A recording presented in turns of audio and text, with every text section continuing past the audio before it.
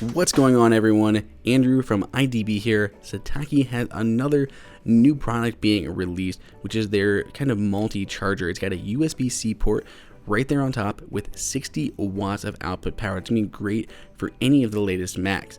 It also has three USB ports on there, and that top one also supports QuickCharge 3.0. So if you got an Android device, that's going to charge it up really nice and quick for you.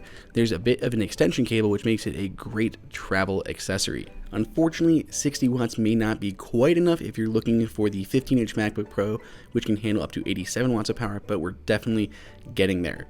Also, we got a sneak peek at an upcoming product, which is their new Slimline keyboard.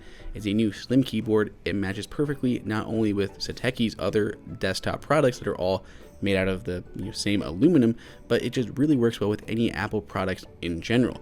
It not only has the full keyboard on there, but it also has a numpad on that right-hand side. So if you're looking for typing in numbers, you don't need to maybe purchase that extra number pad, which Satechi also sells. You just have it straight up built into the keyboard itself.